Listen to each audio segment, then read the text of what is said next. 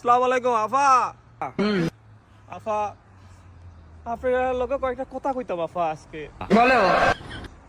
আচ্ছা আফা দেখুন চাই এই যে সমন্বয়করা, হ্যাঁ ইউনূস সরকার আপনার 32 নম্বরটা জ্বালাই দিল, কামটা বালা করলো না আফা? সবকিছু জ্বালিয়ে পড়ে দিয়েছে। 32 নম্বর বাড়িটা পর্যন্ত জ্বালিয়ে দিল। আমরা দুই বন্ধুটা ব্যবহার করি নাই, আমরা তো এই সম্পত্তি আমাদের নিজেদের জন্য ব্যবহার করিনি। এখানে কত বিদেশিরা আইছে আফা, কত আন্দোলন হয়েছিল না আফা, আন্দোলন সংগ্রামের পটভূমি তো এখান থেকে হয়েছে আফা।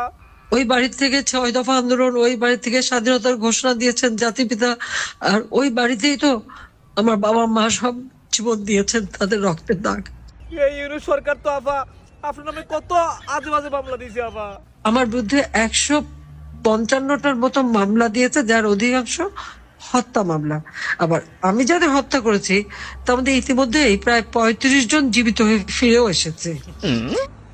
আচ্ছা আফা কোনছেন আপনার সময় পালা ছিলেন এই দেশের মানুষ? এই ইউনূস ক্ষমতা আসার পর ছাত্রদের এমন ভাবে বেয়াদব করেছে, এমন ভাবে ব্যবহার করতে আছে, ছাত্ররা শিক্ষকদের হামলা করে, তাদের গলায় জুতার মালা পরায়, তাদের গাছের সাথে বাঁধে, তাদেরকে পদত্যাগে বাধ্য করে।